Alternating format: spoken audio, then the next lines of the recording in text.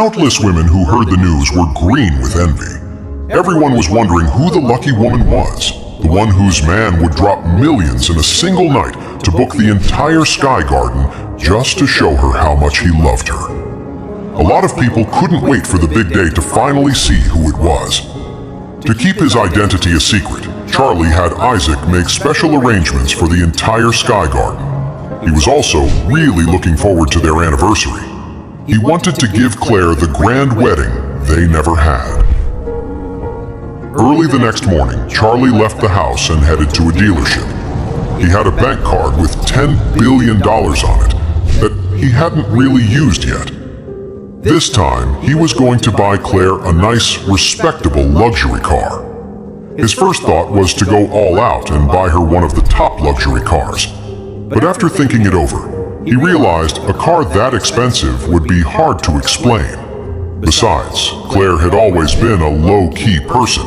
Even if she owned a car that fancy, she'd probably never be comfortable driving it.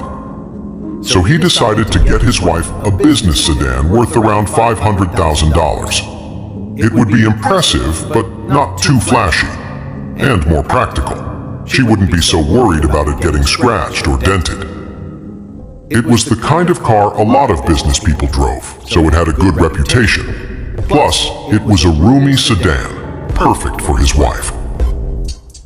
When he got to the car showroom, he parked his little e-bike by the door and walked inside. A few salespeople inside saw a customer walk in, and a couple of them started to head over.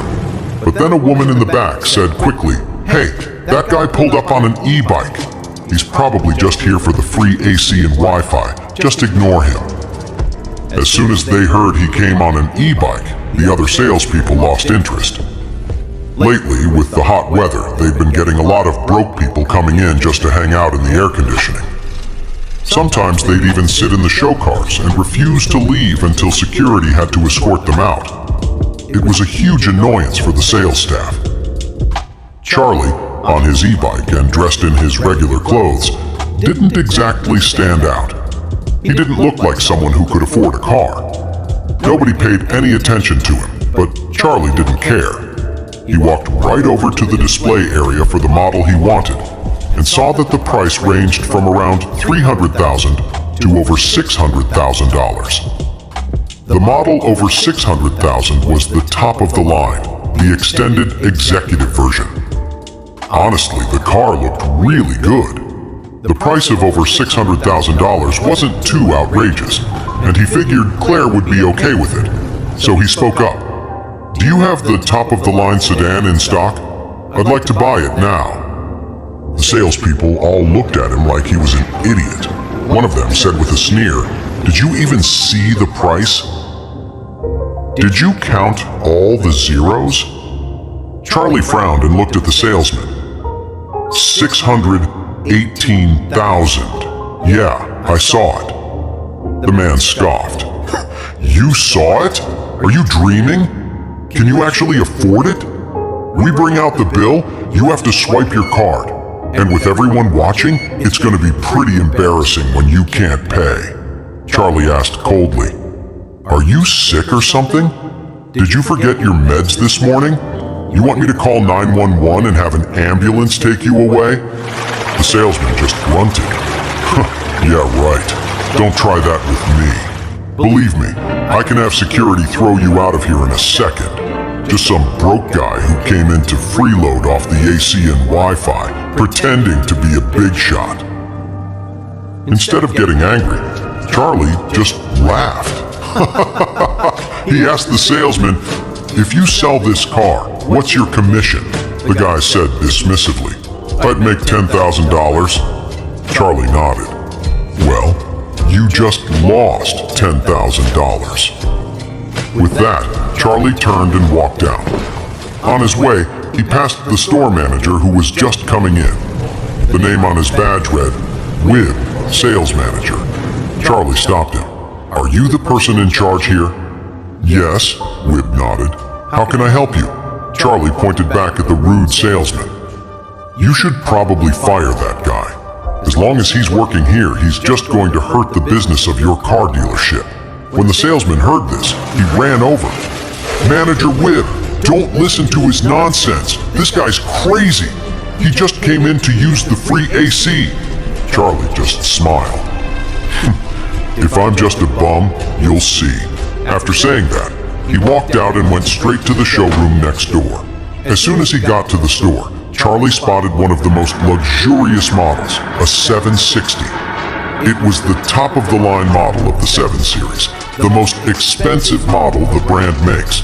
It had a 12-cylinder engine, which was incredibly powerful, and the inside was just pure luxury.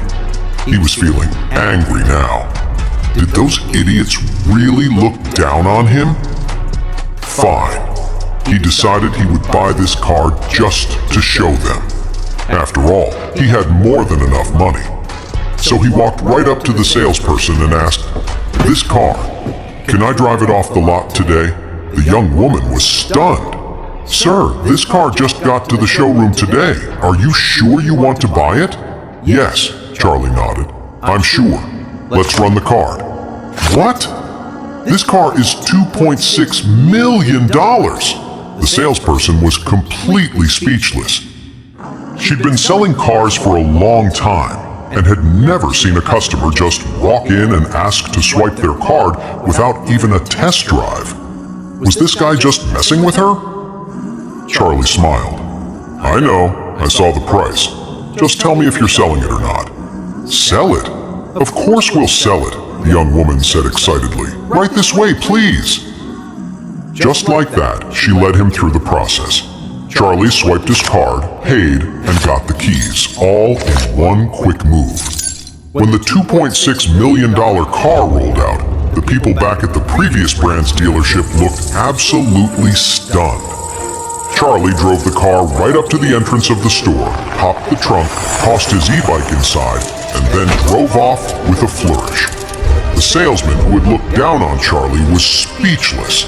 Manager Weave, standing right next to him, said with a cold expression, "Go to HR and get your final paycheck.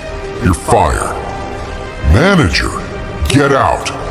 The other employees at the dealership were also completely shocked. Damn, nobody would have guessed that the guy on an e-bike was so loaded he'd just drop over $2.6 million on a car and buy it on the spot. The salesman who had insulted Charlie was filled with regret. Not only had he lost a huge customer and tens of thousands in commission, but he'd also lost his job. If only he hadn't been so quick to judge. As Charlie drove the car away, he started to feel that maybe he'd been a little impulsive. He wasn't worried about the money, but the car was just so expensive. How was he going to explain this to Claire? $2.6 million doesn't just fall out of the sky. After thinking about it, a great idea popped into his head.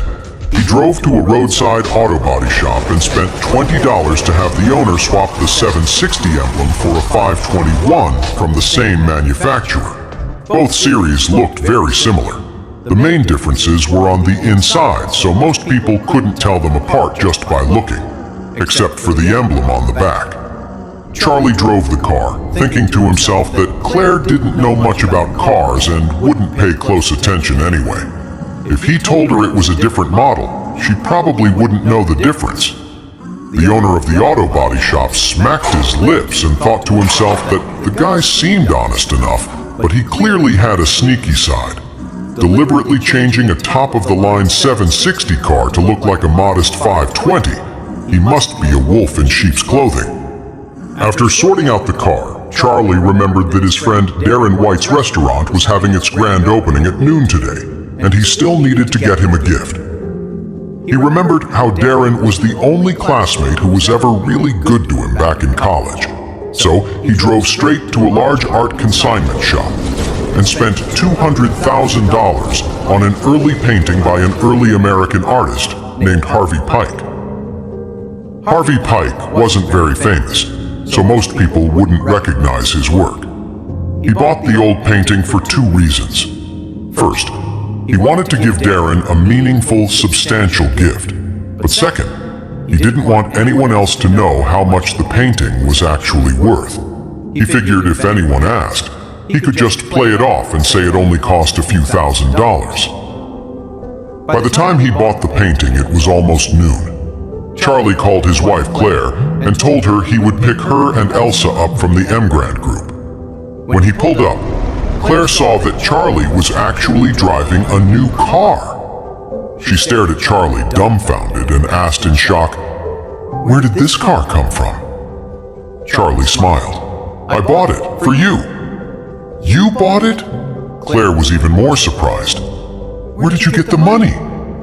"From my personal savings," Charlie said. "Look, I've been with the Wilson family for so long, and I didn't spend a dime when we got married. All these years I've eaten their food, lived in their house, and used their stuff. Is it really so strange that I managed to save up some money of my own?" Claire replied, "But if you saved money, you should have kept it. Why would you buy such an expensive car? This must have cost $400,000. Charlie smiled and said, "You're my wife. If I'm not going to spend my savings on you, who would I spend it on? Besides, you're a director now and you don't have a car. It doesn't look professional and people will talk." At this time, Elsa also chimed in. "Claire, you really do need a car for work. This one is perfect for you. Charlie is obviously thinking about you, so you should be happy." Claire nodded, very moved. "Charlie, thank you." Charlie gently squeezed her hand and said with a smile, "Hey, why are you being so formal with your husband?" After speaking, he turned to both of them and said, "Let's head straight to Darren's restaurant." Claire quickly asked, "Did you get him a gift?" "I bought one," Charlie said. "I got him a painting." "A painting?" Claire asked curiously. "What kind of painting?" Charlie said, "It's one of those old-looking paintings from the vintage market. I think it's a painting of pomegranates, which are supposed to symbolize good fortune, wealth, and prosperity. It seemed nice, so I bought it." Claire asked, "How much did you buy it for?" "A few thousand." Claire nodded and said with a smile, "Then you probably got ripped off. You can't buy any real ancient paintings for just a few $1,000s. Charlie said with a smile, "It doesn't matter. It's the thought that counts. The gesture is what's important." Claire nodded in agreement and said, "You're right. It's the sentiment that matters. Let's go straight to the restaurant now." Darren's newly opened restaurant was in the development zone of Aris Hill City. The zone was far from the city center, a wide open area with a lot of land and not many people. Charlie was a little puzzled why Darren would choose to open a restaurant way out here. However, he'd heard from Claire that several large manufacturing companies had recently set up shop in the development zone, including huge corporations like Apple, which would be up and running soon.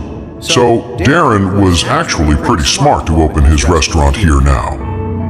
Darren's place, the Moonlight Bistro, sat on the edge of a wide new street. It looked pretty big with 2 full stories, and the name had a nice artistic ring to it. When Charlie pulled up to the restaurant, a line of cars was already parked out front. A few guys were standing around a gold luxury car, smoking and chatting. Charlie recognized them. They were all classmates from college, but he wasn't really friends with any of them. He definitely remembered the guy leading the group. His name was Gavin Sawyer, who had been one of the well-known rich kids in their class back in the day. He'd always had a thing for Claire, but she never gave him the time of day. Right then, Gavin was leaning against his gold car, soaking in the compliments from his classmates. A couple of the guys were going on about his new sedan. "Gavin, man, you're really a winner. Driving a car this expensive right after graduating? That looks like the 540, right? The top of the 5 Series? Gavin laughed and said, "Oh, a 540. It's nothing much, just around 700,000 or 800,000, that's all." "Damn, a 540? That's the most expensive imported model in the 5 Series. Man, I'm trying to buy a 3 Series for 300,000 and I can't even scrape together the down payment. I'm not even in the same league." "Gavin, your car must have some serious power, right?" Gavin smiled and said, "Yeah, it's all right. The acceleration is pretty strong. You generally don't run into anyone on the street who can keep up." "That's awesome! If only I could have this car. My girlfriend keeps nagging me that I can't afford a car, and it's so annoying." Just then, someone with sharp eyes saw another car from the same brand arriving and said in surprise, "Oh, is that one of our classmates too?" "Oh, hell no! Isn't that Charlie, the good-for-nothing freeloader? Looks like Claire's in the passenger seat. Damn, that freeloader is driving a luxury car too. It's gotta be Claire's car, right?" Gavin also saw Charlie in the car and said with a sour look on his face, "So it's that piece of trash. Damn, what a lucky break for him." Just then someone asked, "Hey, what model is that he's driving?" At that moment, Charlie pulled the car up and then backed into a parking spot. Gavin glanced at the 520 on the trunk emblem and suddenly smirked with contempt.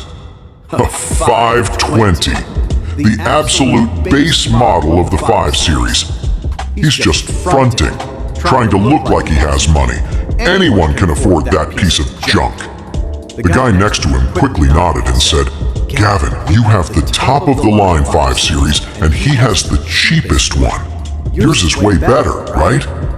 Gavin snorted coldly. "I could buy 2 of his cars." "You're the man, Gavin!" Just then, Charlie turned off the car and Claire and Elsa got out first. A few of the guys immediately straightened up and swarmed them. "Well, look who's here! The 2 prettiest girls from our class, together!" Claire and Elsa greeted everyone politely. Gavin looked at Claire, who was even more beautiful now, and felt a bitter surge of resentment. Damn it, why? In college, he'd chased after Claire like crazy, but she wouldn't give him the time of day. Now she was married to this live-in freeloader, a total loser who mooched off her family. God must be blind. Thinking about it just made him mad, and he sneered, "Well, Charlie, looks like you've got it made living at Claire's house. Even got yourself a nice car. Did Claire buy it for you? You really found the shortcut in life. You're an inspiration to us all." Claire's expression soured when she heard that. Elsa, standing next to her, immediately jumped in. "Gavin, you've got it all wrong. Claire didn't buy this car. Charlie bought it himself." "Oh," Gavin curled his lip. "Awesome. You're rolling in a 5 Series." Then he deliberately tried to get a rise out of Charlie. "Hey Charlie, the roads out here in the development zone are empty, and that main avenue is wide and straight. What do you say we race? See who's faster?" Charlie frowned, feeling annoyed at Gavin's attitude. Why is this guy always trying to start something with me? We're not even friends. Besides, who is he trying to race? My car is a 760, the most expensive and fastest model they make. Racing him would be like bullying a kid. Gavin thought Charlie was scared and immediately sneered. "What's the matter, Charlie? Still the same as you were in college. What are you afraid of? Worried about the cost of gasoline? It's not a big deal. I'll even fill up your tank for you." Elsa protested, clearly annoyed. "Hey Gavin, what's your problem? Your car is a 540, and Charlie's is a 520. There's a huge difference in power. You call that a fair race?" Gavin just shrugged. A race is all about the driver's skill. A good car doesn't guarantee a win. It also comes down to technique and courage. I don't know if Charlie here has the guts to compete. If not, then just forget it. It's not like he's ever been one to step up. We all know that. A few guys next to him immediately chimed in. "Yeah, just admit it if you're scared. No shame in it." Charlie didn't get angry. He just laughed and said, "Gavin, a race is fine, but we can't just do it for bragging rights, can we? We should put something on the line, otherwise it's boring." Okay, Gavin had been worried Charlie wouldn't take the bait.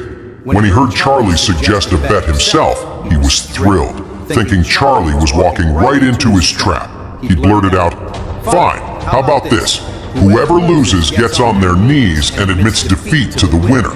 What do you think? Charlie shook his head. We're all adults here. Let's not be so childish.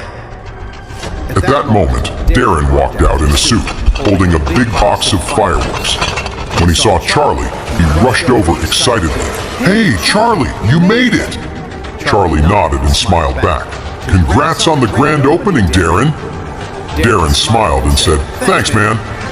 Gavin said coldly, Charlie, don't change the subject. Tell me, what do you think the bet should be? Darren asked curiously, what's going on? What are you guys doing? Charlie just smiled slightly, looked at the big box of fireworks in Darren's arms and asked him, Darren, how big of a show do those fireworks put on? It's a huge display, Darren smiled. These weren't cheap. It'll leave the whole ground covered in red. Cost me over $600. Charlie nodded and then turned to Gavin. All right, let's race. And whoever loses has to set this box of fireworks off inside their car. What do you think? When Gavin heard this, he could barely contain his excitement. His car was a 540, and Charlie's was a 520. There was no way Charlie could win, even if he pushed his car to the limit. And yet, here he was, making a bet this huge. Setting off a large fireworks display inside the car would absolutely destroy it. The interior, the seats, the dashboard, it would all be a complete wreck. Since Charlie was practically asking for it, this was the perfect chance to completely humiliate him. So, Gavin nodded without a moment's hesitation and shouted, everyone's a witness. Charlie and I are going to see whose car is fastest. If I lose, I'll set these fireworks off in my own car and light them. Then he added, and if anyone backs out and goes back on their word, their whole family will have to live with the shame. A few of the guys next to him immediately started hyping it up. The students upstairs heard the commotion and all rushed down. A crowd of 20 or 30 people gathered around the entrance, eager to see the show. Everyone thought Charlie was an idiot. A 520 daring to challenge a 540? This was all a straight shot. On a road like this, speed had very little to do with skill, and everything to do with the car's performance. A 520, even if a pro was behind the wheel, couldn't possibly beat a 540. It looked like Charlie's brand new 520 was about to be declared a total loss. Claire kept trying to talk Charlie out of it. Charlie, don't let him get to you. He's doing this on purpose. Don't race him. Charlie just smiled. Don't worry, honey. I'm not going to lose. Gavin laughed loudly. Oh, Charlie, I'll give you one thing. You've got guts. In that case, let's cut the crap and just race. Okay, Charlie nodded and asked him, so what are the rules? Gavin pointed to the intersection at the end of the road. We start at the same time. We race to that intersection, turn around, and the first one back here wins. What do you say? Charlie smiled and said, no problem. All right, Gavin said, buzzing with excitement. Everyone's a witness. Let's start the race right now. With that, he hopped into his 540 and pulled out onto the road. Ignoring Claire's protests, Charlie drove his car up next to Gavin's, their front bumpers perfectly aligned. Just then, one of the guys grinned. I'll do the countdown for you. Okay, Gavin smirked. Start whenever you're ready. Charlie nodded and switched his 760 into sport mode. The 760 has a 6.6-liter engine with 585 horsepower. Gavin's 540, on the other hand, has a 3-liter engine with 340 horsepower. The 760's engine was more than twice the size, with an extra 245 horsepower. It was a night and day difference. But Gavin had no idea that Charlie's 520 was actually a top-of-the-line 760. He thought he had this in the bag. The student doing the countdown yelled excitedly, "Get ready! 3, 2, 1, go!" The second he said go, Gavin slammed his foot on the gas.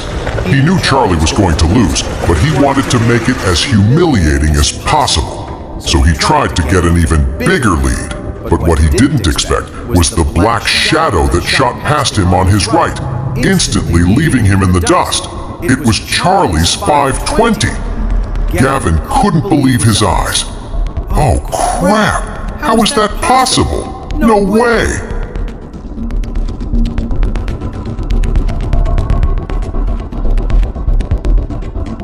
In the dust. Before Gavin was even halfway there, Charlie had already turned around at the end of the road.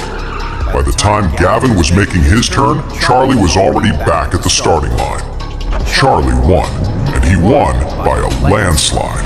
When Gavin finally made it back, he saw Charlie and Claire celebrating his victory, and he felt like he was going to collapse. What just happened? What in the world was going on? Since when was a 520 twice as fast as a 540? Wait a minute.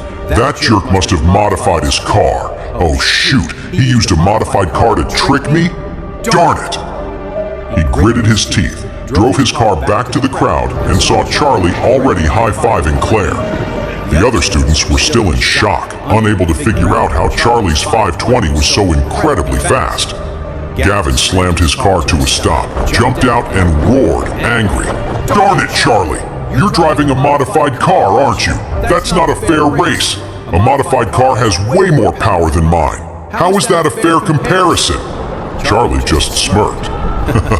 Hey, Gavin, weren't you the one saying it's all about the engine, not about skill or guts? Now that you've lost, are you going to back out? I'm not. Gavin's face showed a flash of panic, but he tried to sound tough. You cheated! Elsa chimed in with disgust. Gavin, you're all talk. It's really pathetic. Don't forget the promise you just made. If anyone backs out of the bet, their whole family will have to live with the shame. Yeah! A lot of the students who had been waiting to see Charlie get humiliated were now annoyed with Gavin. They could see he was a sore loser. He was a grown man, and he started this whole thing himself, but now he wouldn't even own up to it. Someone else spoke up. Gavin, you're being a real jerk. Everyone saw it. You were the one who challenged Charlie. You're the one who said it was all about the engine. You said if you lost, your whole family would have to live with it. Are you really going to go back on your word now, just to avoid honoring the bet? Yeah, a girl said. Gavin, we all thought you were a man of your word, but I guess we didn't expect you to flake out like this. Others chimed in. Now I see what Gavin is really like. He's a total hypocrite. If Charlie had lost, he definitely wouldn't have let him off the hook. Now that he lost, he's being a sore loser. It's pathetic. Gavin's face was a mix of pale and red.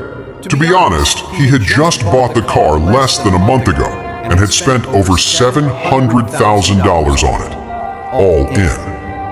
If he really threw a case of fireworks inside and lit them, the car would be completely wrecked. This was his car. He usually wouldn't even let a tiny scratch or speck of dust touch it. So why would he ever be willing to throw fireworks inside? However, with so many of his classmates watching, and the crowd now clearly against him, he knew that if he kept being shameless, they would never hang out with him again. They would tell everyone that he lost a bet and would rather let his whole family live with the shame than honor it. Thinking of this, his heart wavered. If he didn't like the fireworks, his reputation would be ruined. Just then, Charlie suddenly spoke up. Gavin, we're all classmates here. It's not that serious. Your car is pretty expensive. If you don't want to do it, you don't have to. Gavin instantly breathed a sigh of relief, but the students around them immediately started whispering. Wow, Charlie is being the bigger person. It's actually embarrassing to watch Gavin right now. Yeah, Charlie realized he can't afford to lose, so he's giving him a way out. Gavin's ego couldn't take it, and he yelled, "Who the hell said I can't afford to lose? Where are the fireworks? Give them to me. If I can make a bet, I can certainly afford to lose it." At that moment, a small smile played on Charlie's lips. Gavin had completely lost it. He couldn't stand being shown up by a nobody like Charlie in front of all his classmates, so he snapped, grabbed the fireworks from Darren, and threw them right into his car. After that, he picked up a lighter, grabbed the fuse, and said coldly, "Watch this. A real man doesn't back down from a bet, and I don't need any pity from Charlie." With that, he immediately flicked the lighter. The fireworks lit up instantly, crackling and exploding inside the car. At first you could see the flashes of light, but soon the car was filled with thick white smoke. The sound of the constantly exploding fireworks was breaking Gavin's heart, but the classmates watching were cheering with excitement. Many of them had already pulled out their phones to record videos, planning to post the whole thing on the internet later, so everyone could see this crazy stunt. The case of fireworks exploded, and soon the seats of the 540 were blown apart. The seats were filled with foam, which is super flammable. The fireworks quickly sparked a real fire. No one expected the fireworks to actually ignite the car. It was filled with so much white smoke that no one could even see the flames at first. However, when the fireworks were almost done and the smoke began to clear, the flames inside suddenly roared to life, and the whole interior was engulfed in fire. The classmates at the scene all screamed, and Gavin yelled in shock, "Oh my God, put it out! Put out the fire!" He thought the fireworks would just mess up the seats and the interior, costing him maybe tens of thousands or even $100,000 to fix. He never, ever expected the fireworks would actually set the whole car on fire. He screamed for a fire extinguisher, but no one could help him put out the flames empty-handed. He frantically dialed 911 and then watched helplessly as the fire in his car grew bigger and bigger until it was completely swallowed by the flames. By the time the fire truck arrived, all that was left was the burned-out frame of the 540. Looking at the frame, you couldn't even tell it had once been a luxury car. Gavin slumped to the ground, watching in agony as his beloved turned to ash. If he had known this would happen, he would have done anything to avoid provoking Charlie and challenging him to that race. He hadn't just lost face, his car was totally wrecked. Darren kept a straight face, but inside he thought it was hilarious and secretly gave Charlie a thumbs up. Then he said to Gavin, "Gavin, don't feel too bad. We should probably head inside for dinner." Gavin wanted to make up an excuse and just leave, but then he thought about it. That would be letting Charlie, that jerk, off way too easily. After all, his car was ruined because of Charlie. He had to get his payback somehow. So he got to his feet, pretending to be calm, and said, "What's there to be sad about? I was just having a little fun with a bet." A few of his friends came over to back him up. "Yeah, Gavin's loaded. What's one car?" "Exactly. For a guy like him, it's just a car." Everyone knew Gavin was just trying to save face, so they dropped the subject and followed Darren inside for the opening party. Inside the restaurant, a bunch of tables were set up in the main dining area. On a small stage at the front, banners were hanging up celebrating the class reunion and the restaurant's grand opening. A lot of classmates were bringing up gifts. Charlie took the ancient painting he'd bought, walked up to Darren and said, "Congratulations, Darren. This is a little opening gift from me and Claire." Claire smiled too. "Darren, congratulations. We wish you all the best and a ton of success." "Thank you," Darren said quickly. He then leaned into Charlie's ear and whispered with a smirk, "You and your wife seem a lot closer than what everyone says. So, when are you guys having a baby?" Claire couldn't help but blush when she heard them whispering. Charlie just smiled and said, "Hey, don't spread rumors. When the time comes, I'll let you know." "You won't get out of buying a gift, you know." "That's true," Darren nodded eagerly. "I'll definitely give your kid a large cash gift when the time comes." Just then, a woman with heavy makeup and a plain face walked over to Darren. "Darren, who are these two?" "This is one of my best friends from college, Charlie. And this is our old prom queen, Claire, who's now Charlie's wife." After introducing them, Darren introduced the woman beside him. "And this is my fiancée, Aria Hughes." "He's the one who's a freeloader?" Aria blurted out, but she quickly realized her mistake and forced a smile. "Oh, Darren's told me so much about you. You two make a beautiful couple." Charlie pretended he didn't hear her and handed the ancient painting to Aria. "This is just a little something from us." Aria smiled. "Oh, you shouldn't have. Just having you here is more than enough." As she spoke, she quickly took the gift box. Charlie said, "You two must be busy. We'll go find a place to sit." "Okay," Darren said apologetically. "Sorry, Charlie, there are so many people here I have to say hello to." As soon as Charlie and Claire walked away, Aria tore open the gift box and found a manuscript inside. She frowned and said, "What did your friend give you?" Darren said, "Can't you see it? It's a painting." Aria sneered. She unrolled the manuscript to look at it. "What is this piece of junk? It's so old and gross. I bet it's worth maybe $100 or $200. Darren said sternly. "What does it matter how much it costs? It's a gift from a friend. It's the thought that counts." Aria shot back. "Oh, please. Let me tell you, you need to keep friends like that at a distance. A gift this cheap doesn't even cover the cost of their dinner." Darren's face darkened. "Aria, do you have to be such a snob?" Aria flew into a rage. "How dare you talk to me like that, Darren?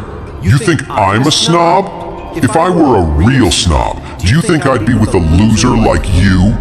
Don't forget, my dad put up most of the money for this restaurant." Darren looked awkward, suddenly speechless. Just then, Gavin walked up to them. He seemed to have recovered from the whole car-burning fiasco and was back to his usual arrogant self. He went straight to them, handed Darren a thick envelope and said casually, "Darren, congrats on the opening. I didn't know what to get you, so I just put together a large cash gift." Aria snatched it up, thanking him. She could feel a thick wad of cash inside. It had to be $10,000, and her tone immediately changed. "Oh, thank you so much!" Gavin waved a hand and asked her, "I saw Charlie give you a gift earlier. What was it?" Aria snorted. "Some painting he probably dug out of a thrift store. It's probably worth $100, maybe $200, if that." Gavin sneered. "What do you expect? A loser's always a loser." Charlie sat down with Claire and Elsa. A moment later, Gavin followed and slid into the seat right beside Elsa. As soon as he sat down, he smiled and asked Elsa, "Elsa, I heard you came to Oris Hill to work for the M. Grand Group?" Elsa nodded. "Yeah, I just started." Gavin beamed. "What a coincidence. My dad is a deputy general manager of a department at the M. Grand Group. I'll have him look out for you." When he said that, several people at the table gasped. "Wow, Gavin, your dad is a deputy general manager at the M. Grand Group?" "Yep," Gavin nodded smugly. "He was promoted last year. Someone immediately started sucking up. The annual salary for a deputy general manager has to be a few million, right? That's incredible. No wonder your family is so rich." Gavin just smiled. "A few million is just his base salary. My dad has a lot of pull and some other income streams. Right now, the M. Grand Group is working on a new hotel project. After this project is done, my dad stands to make at least 10 to 20 million. A guy sitting across from him leaned forward eagerly. "Hey Gavin, I want to work for the M. Grand Group too. I've sent in my resume a bunch of times but haven't heard anything. Do you think you could talk to your uncle and maybe recommend me internally?" Gavin nodded, happy to show off his connections. "Sure, no problem. Just send me your resume later. I'll put in a good word for you." Charlie couldn't help but frown. He had no idea Gavin's father was an executive at the Emgrand Group. This was getting interesting. He decided he would text Doris later and have her fire Gavin's father.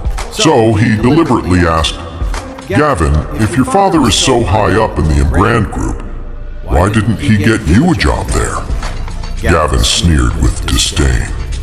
"What do you know? It wouldn't make sense for me to join the Emgrand Group. Everyone would know I'm his son, and constantly have people watching my every move." Gavin continued proudly, "So I'm not even thinking about the Emgrand Group. I've already started my own building materials company. I'll just use my dad's connections to get contracts directly from them." "I see," someone exclaimed. "You're going to make a fortune." Gavin snorted. "It's all right. I should make a good amount of money within a year." With that, he shot a deliberate look at Charlie and asked, "So Charlie, what do you do now? Are you just washing clothes and cooking since you got married?" Laughter erupted from everyone at the table. Charlie answered calmly, "Besides washing clothes and cooking, I also have to drive my wife to work and give her back rubs. It's a busy life." Gavin looked like he was about to explode. He couldn't believe Charlie's audacity. The guy was so shameless, it was unbelievable. Clenching his jaw, he gritted his teeth. "Charlie, I didn't realize you were so content to just live off your wife." "Why shouldn't I be?" Charlie said, completely unfazed. "I didn't steal it, and I didn't force my way into it. Why wouldn't I be comfortable with the life I have?" The classmates sitting around them were stunned. They had seen shameless people before, but this was on another level entirely. The crazy part was they were also envious. After all, Claire was absolutely beautiful. To be a kept man for a woman who was basically a goddess? That was something most of them could only dream of. It was a bitter mix of jealousy, envy, and pure hate. If they had a chance to be with a beauty like Claire, who would care if you were a stay-at-home husband? That was winning at life. Gavin was so furious that he was speechless. At that moment, Arya stepped onto the small stage. With a bright smile, she addressed the crowd. "Thank you all for the wonderful gifts today. Darren and I are both so moved. To show our gratitude, we decided to announce the details of each gift. Thank you all again." Since it was an opening ceremony, the public acknowledgement of gifts was a natural part of the event. Originally, Darren didn't want to do this, but he didn't have much say in the matter, so he just let Arya take charge. But many of their old classmates weren't surprised. People love to compare and show off. This way, everyone could see who gave what and judge how well their classmates were doing after graduation. Soon after, Arya began to read from the list. "Thank you, Taylor Emerson, for the $1,000 cash gift card. Thank you, Henry Bowman, for the pair of gold bars. Thank you, Alex Novak, for the Jade Griffin statue. Thank you, Gavin, for the $10,000 cash gift card." The first few gifts, whether cash or items, were all worth around $1,000. But when she got to Gavin, who had given $10,000, the students were floored. A $10,000 gift for a restaurant opening? That was huge. Many people looked at Gavin with awe, praising his generosity. Gavin wore a smug look on his face. It was clear he had easily one-upped everyone. At this moment, Arya continued, "And thank you to Charlie and Claire for the old painting." As soon as she said that, the whole room burst out laughing. An old painting? Was it worth even $100? Were they really that cheap? The grand opening of Darren's restaurant was a big deal. The meal alone costs hundreds of dollars per person. And they came to eat and just gave an old painting? Weren't they afraid of being laughed at? Gavin also sneered. "Charlie, you can afford a nice car and even get it customized. But for the opening, you only bring a tattered old thing like that? Charlie just smiled faintly. You don't know anything about it. So what makes you say it's tattered? Gavin scoffed. Don't think I don't know what you're up to. You just bought some worthless fake antique to pass it off as something valuable, so no one can figure out how much it's really worth. Then he added aggressively, be honest, how much did your old painting actually cost? $100? 80? Charlie smiled slightly. This painting is worth more than everything everyone here gave today combined. Gavin was the first to laugh. You've got some nerve. I gave a $10,000 cash gift card, and there are more than 20 other classmates who each gave around $1,000. That's at least another $20,000. You're trying to tell us your painting is worth more than $30,000? Charlie smiled. You're underestimating it. Now the whole class was laughing. Everyone thought Charlie was just full of it. What kind of gift was this? How dare he show up and provoke them like this? An old painting worth tens of thousands? Who was he trying to fool? At this point, Aria Hughes, who was still on the stage, looked down with disdain and asked curiously, Mr. Charlie, I'm curious. Who was the artist of this ancient painting? Is it really worth tens of thousands? Charlie answered casually. A painter from the early American era. He's not very famous. Aria laughed. Oh, what a coincidence. My dad is an antiques expert, and he's very well respected. His name is Orion Hughes. He's an expert in the field. You've probably heard of him, right? Elsa's eyes went wide. Orion Hughes? The historical artifact expert Orion Hughes? I remember him. He was on the national news channel. Is he really your father?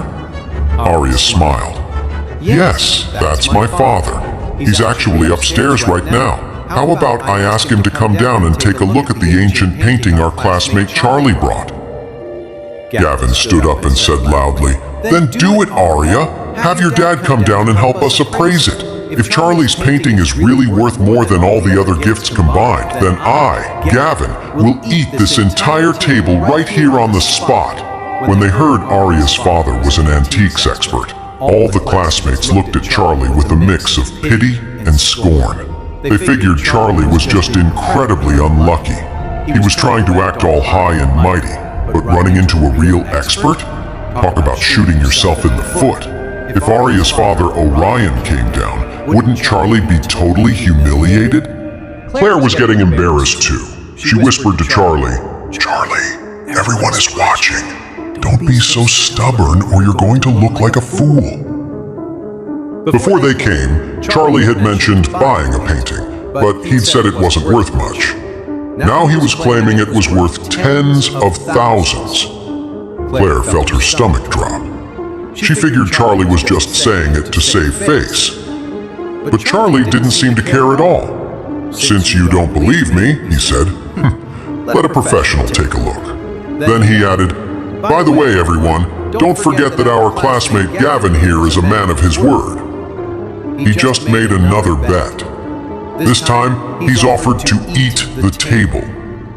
Gavin, still fuming about the car race, gritted his teeth. Charlie, you are so arrogant. You embarrassed me with that racing thing, and I was willing to accept the loss. I'm willing to bet again. If that painting you gave is really worth tens of thousands, I'll eat this table right here. If it's not, will you eat it? Charlie nodded. Okay, if it's not worth it, I'll eat it. Although it wasn't a famous painting, it was a genuine work by the ancient painter Harvey Pike.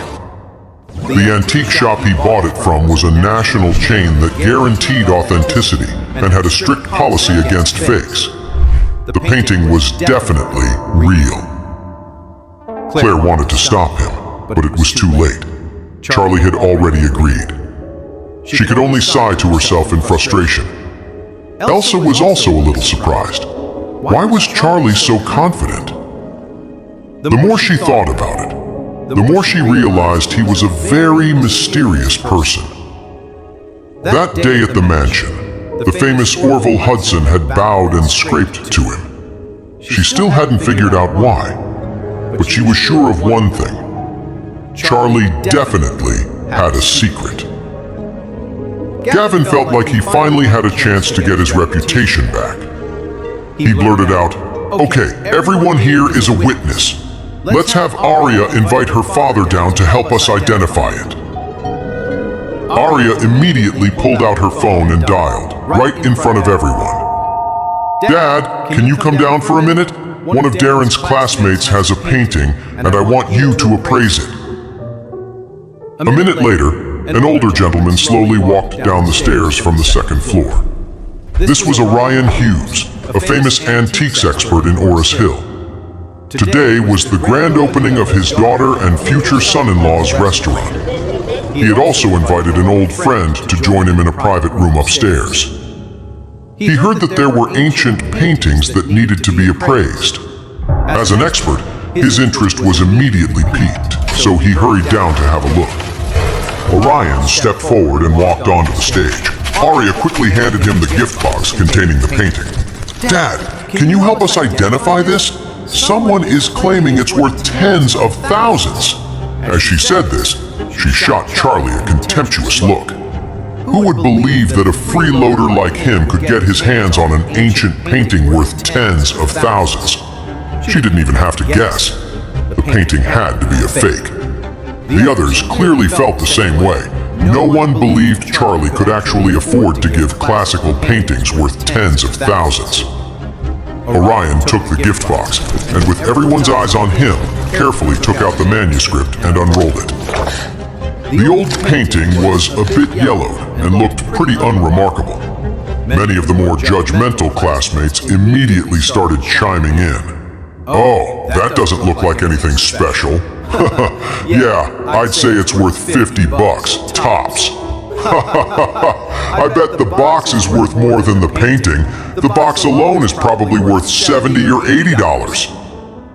Orion studied the painting carefully. After examining it for a few minutes, he smiled and asked, "Is this painting a gift from one of the classmates?"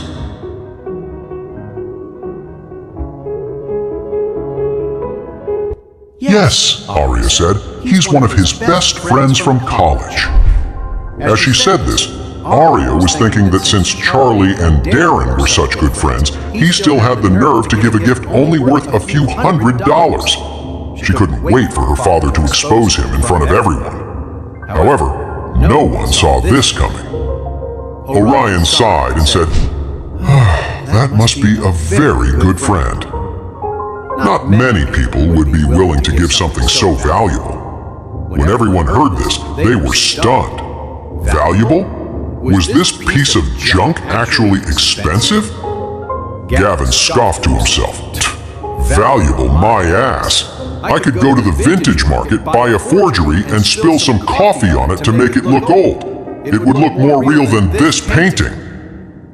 At that moment, Orion said earnestly, "This is a genuine work by the ancient era painter Harvey Pike." Although Harvey Pike isn't an extremely famous painter, he was still one of the outstanding artists of his time. He's considered one of the great maverick artists. After a pause, Orion added, "I estimate the market price for this painting is around $200,000. More than $200,000? Aria was completely floored.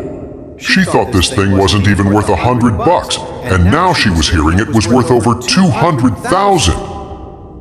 Darren was speechless. He finally blurted out, "Oh! Charlie, how could you give me something so expensive? This is way too much." Charlie replied calmly, "Darren, it's the thought that counts. Don't worry about the price." Darren was deeply touched. He never expected his good friend from college to be so incredibly generous. Gavin just stood there looking dazed. What was going on? This piece of junk was worth over $200,000? Over $200,000! Damn it, was this some kind of prank? The other students were in shock too. This time, no one dared to look down on Charlie again. After all, this was a guy who casually gave away paintings worth more than $200,000 as gifts. Everyone was now envious of Darren. Talk about a score! To get such an expensive gift for his grand opening, he'd really hit the jackpot. At that moment, Aria was also in shock, and her opinion of Charlie changed completely. She knew her father was an expert. If he said the painting was worth over $200,000, then it was definitely worth that much. Oh my God! Darren's friend actually gave such an expensive gift. That was an incredible gesture. Thinking of this, she looked at Charlie with stars in her eyes. Claire asked, puzzled, "Charlie, how much did you spend on this painting?" Charlie smiled slightly and said in a low voice, "Actually, it didn't cost much. The guy who sold it to me was an acquaintance. He got it for a steal himself, so he sold it to me for a low price." Claire couldn't help but say, "A $200,000 painting sold to you for just a few thousand? Is something that good even possible?" Charlie said casually, "Some people don't think money is everything, right? Otherwise, I wouldn't have given this painting to Darren." Claire nodded lightly. Charlie was right. If money were the most important thing, no one would give away something so expensive. It seemed that even though her husband wasn't the most successful guy, he definitely had more courage than most people. At that moment, Charlie stood up. He looked at Gavin, who was now flustered, and asked with a smile, "Mr. Gavin, how would you like to eat this table? Do you want to just start chewing? Or should I have it chopped up into smaller pieces for you with a knife?" Gavin wanted to crawl into a hole and die. Damn it! What was going on? Did he forget to read the horoscope this morning or something? Why did Charlie keep owning him, one thing after another? He never would have believed it, but the painting was actually real, and it was worth more than $200,000. But he'd already made that stupid bet. What was he supposed to do now? Was he really supposed to eat the table? Impossible! If his car got wrecked, he could just buy a new one. But eating a table? How could anyone even do that? He'd actually die if he tried. The other classmates started taunting him too. "Hey, Gavin, you're the one who said you'd eat the table.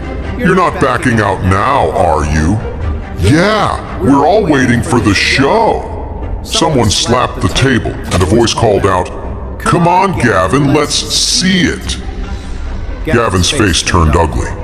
He blurted out, "Come on, guys. You don't have to be so harsh, do you?" "Harsh?" Charlie said with a smile. "You started this yourself. Everyone's just encouraging you to keep your promise. Why are you getting all defensive?" Gavin knew he couldn't get out of this one, so he had to swallow his pride.